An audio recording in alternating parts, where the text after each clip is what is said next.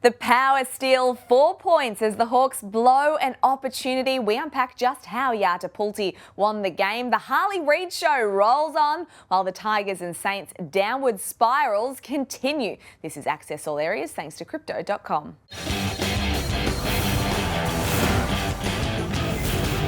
Damian Barrett and Matthew Lloyd are with me as we dive straight into Yatapulti's come-from-behind win over the Hawks yesterday at Adelaide Oval. Damo, this game unbelievable because there were 33 seconds left and somehow they scored 2 goals. Darcy Byrne-Jones with the winner. No, it was a win for the ages. I'm really looking forward to Matthew Lloyd forensically pulling apart the final dying moments. I'm sure you're not, but to watch Byrne-Jones kick that goal through with the siren effectively about to sound, Nat, it was a win for the ages for Port. It's a continuation of their never say die attitude, and I think the role that Zach Butters played in that last quarter, one of the great performances of all time. Yeah, it was immense, wasn't it? We'll get to that in a moment. But Lloydie, the Hawks found themselves 41 points up in the third term.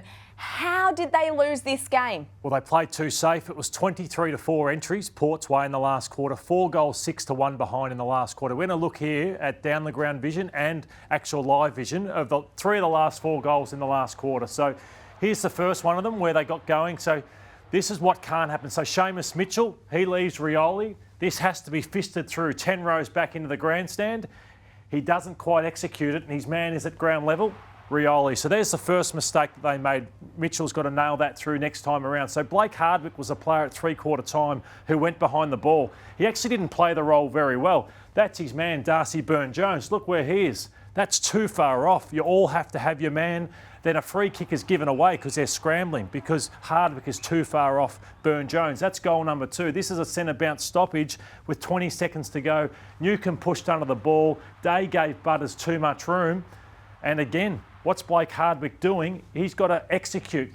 He goes to spoil, doesn't spoil, and leaves Byrne-Jones out the back. And again, why doesn't he try and smother and use his hands? He tries to use his feet. That's never going to get the job done. So they made mistake after mistake after mistake, Nat, which cost them this game. What do Collingwood and those sides that win in close games do really well? If they're 41 points up, Nat, they'll say, we're getting 47 points up. Whereas Sam Mitchell, I think even the Hardwick, even though CJ was subbed out, by putting Hardwick, your player who's kicked 5 goals back behind the ball, you're telling your team you're trying to save the game. Yep. I think he was far too safe. They got to look at their fitness maybe too because they're running on the spot for a lot of that game, but look to save it instead of win it. In the scheme of things, Nat, it wasn't going to be viewed, I feel anyway, too dramatically by Hawthorn. We know where they're at as a club. Yep. We know they're rebuilding, but equally, they cannot walk past it without giving themselves the almightiest of reviews and negative reviews on Sam Mitchell, the coach, because you just cannot lose that game of footy the way it was played. Yeah, I think they'll learn a lot from that. Let's talk about Zach Butters, acting captain for the day, as we spoke about. His final term was immense. You see the stats there, 17 disposals, 7 contested possessions, 5 clearances. This was a terrific performance, Damo. It was, Nat. It was mind power as much as physical power. I mean, we see what he did here in this last quarter. Some of his touches amongst that 17 were actually ineffective, but it didn't matter. He was just not going to be walking off the ground without the win accompanying the performance, and it was impossible. And I say that knowing the meaning of that word, and yet he somehow found a way to make it possible. Oh, he's that good. I want to see him on grand final day because he's the type of guy you want to run down the race with. He's a winner and he willed his team over the line. To the west now, and Walich Marawa stunned the Dees by 35 points last night. It was a cracking game. It was the Harley Reid show, though, and Jake Waterman. But let's talk about Harley Reid. This is a photo 7 years taken with Christian Petrarca. We were looking forward to this duel, Lloydie, this midfield battle of young and old bulls. And look at this. He just blows him away. Simon Goodwin said after the game, we could not handle his stoppage work and power. And this is a midfield with Petrarca, Oliver, Viney, and he's saying we could not handle a first-year player. You could watch this all day long. And let's just enjoy generational talent gets thrown around a lot. But we are watching something very rare and special. What he did to Howes there, it's equally impactful as to what he did to Petrarca and Oliver. And look at this. And this, I mean, no one does that. No one tries that. And some players would be told off for trying it, but he ends up setting up another play by being creative. Yeah, so he wasn't the only one who starred, because Jake Waterman, and we've spoken quite a bit about him, he now is equal leader in the Coleman medal race, Lloydie, and the way that he is playing and has, I guess, his whole forward line, it looks a little bit rejuvenated despite missing Oscar Allen. Yeah, he's a colossus. Like, he ragdolled Tom McDonald, he threw him under the ball, and we want to throw in Jack Darling. Like, Jack Darling was getting Bronx cheers last year. He looked a shell of himself. You just wondered whether his career was just about to be over. He looks rejuvenated. I think what Harley Reid has done for this team, like, the midfield's better because of Harley Reid. These forwards are suddenly playing better because of Harley Reid. And it's lifted the whole club, as we touched on a few weeks ago. We did, and just on that man on screen now, Jake Waterman. So the last 5 games he's played, 6, 5, 4, 3 and 5 goals. And there's a concussion mismatched within that stretch of matches.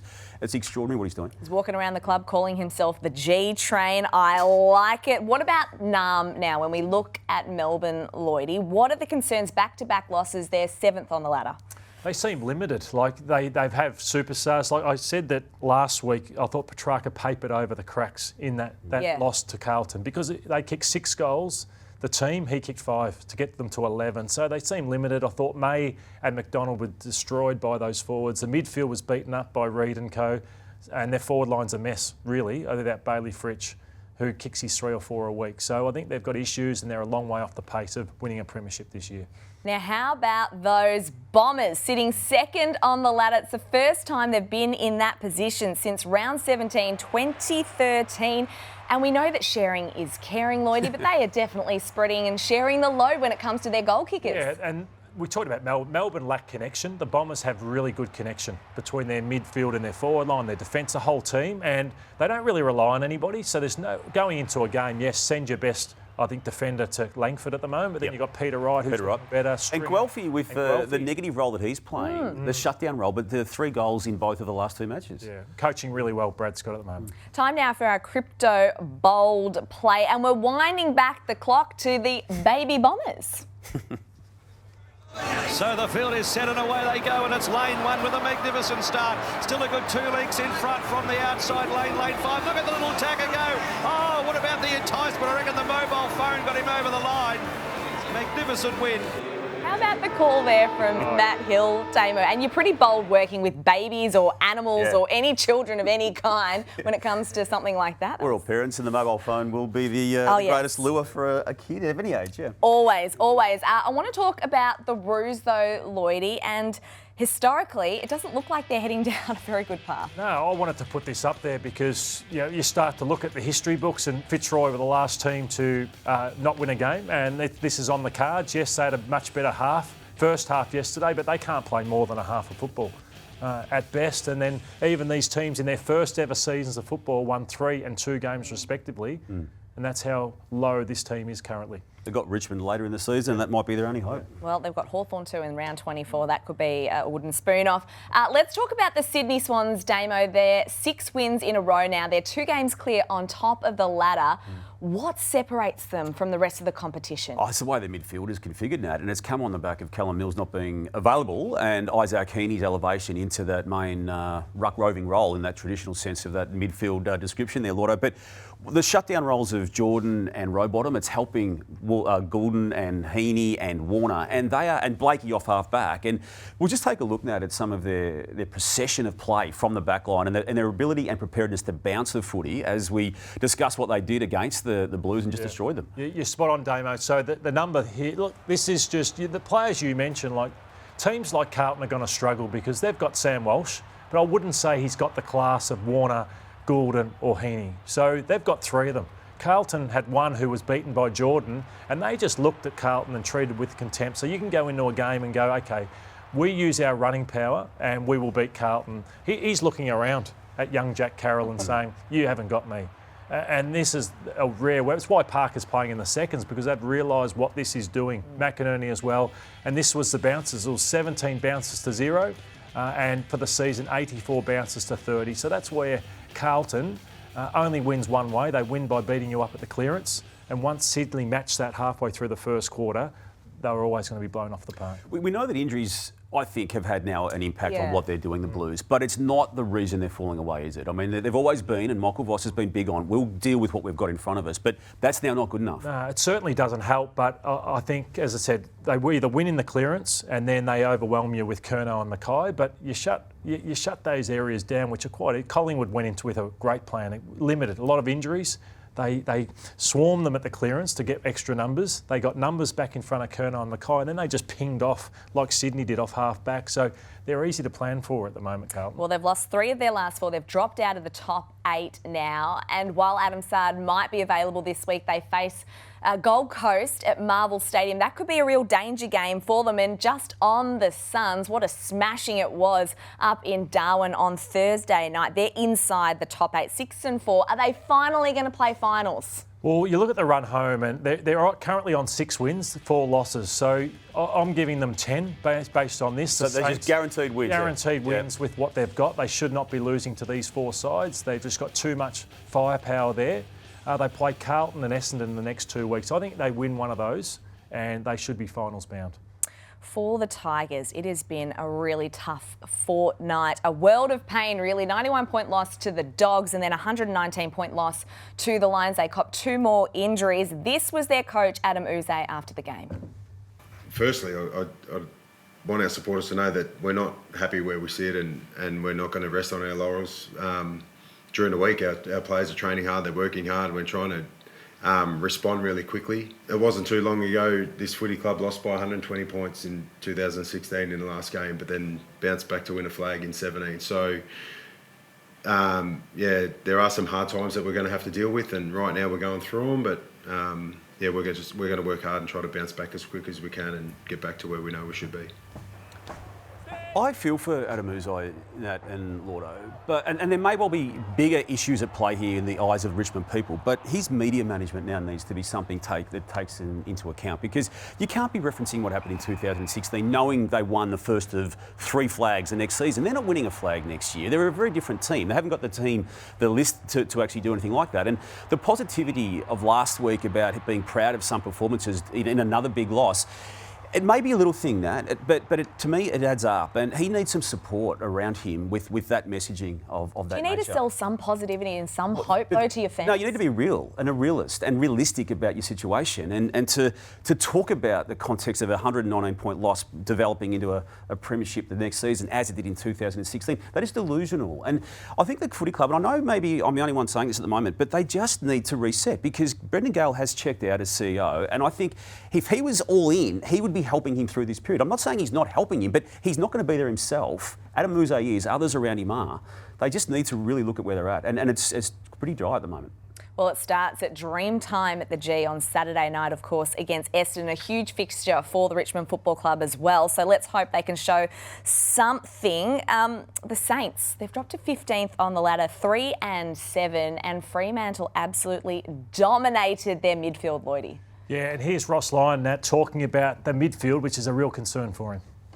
I thought they dominated midfield, clearances, outside of centre bounds probably, but, you know, they were more from anywhere in the midfield, they just dominated clearance. But it just lays bare some of our weaknesses in our midfield, our inability to control a game. We've seen that throughout the competition, so there's no secret, but, you know, it's going to take some time to turn that around in there, clearly. So in a game like that, you walk in and you go, Fremantle, they have Sarong, who's a superstar, Brayshaw, who you know what you get every week, Hayden Young, who's explosive, what you want in the game, whereas St Kilda, who do you name? And then, so whenever they play Heaney, Warner, Gordon, you know what they've got, you know, even Harley Reid now.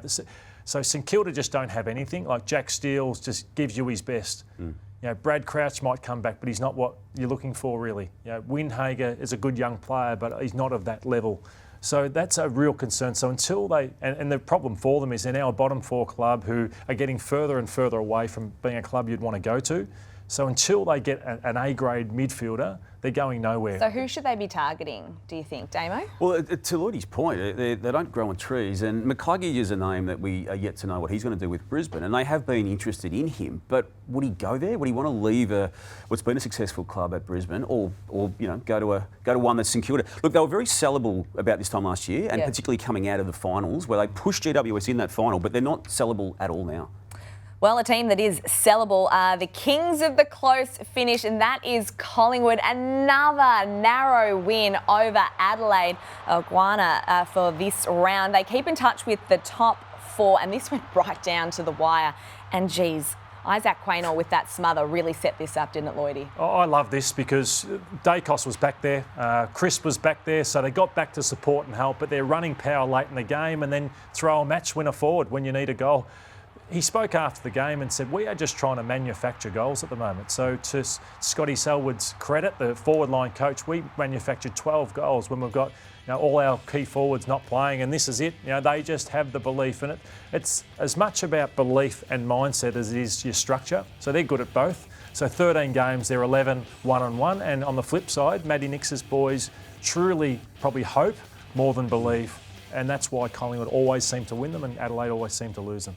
Damo, if the Crows had managed to get over the line, Isaac Rankin would have been the man. He was phenomenal in this game, and he's just been the spark that the Crows needed in 2024. Yeah, but look at those numbers, Nat, attached to the overall disposals and the contested element of them, and the fact that he never gave up. There was an element of Zach Butters about him trying to will his team over the line with this creative goal, and then no coincidence that he found himself with the ball in the last passage of play where the umpire said he ran too far, which he clearly did. I didn't like the theatre attached to that, Nat, or the lack of theatre attached to that decision, but it was the right decision. But they're going to miss him now for some weeks, given he has pinged a hamstring on the back of this particular play, which was called by the umpire and obviously ended the game effectively there. But yeah, love what he's doing, but another season that's gone by the wayside. Well, yeah, is their season done? They just cannot beat teams above them and around them on the ladder consistently enough with any great confidence and faith.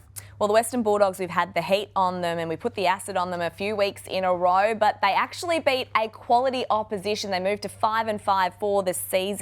And Lloydie, their pressure was pretty good. Yeah, and that's a good sign for a coach who'd been under siege 2 weeks ago, that you've got a team that they got hold of Richmond, and sometimes that can do amazing things for your confidence. Just the fixture's critical. What team can come at the right time for you? And Richmond came at a good time.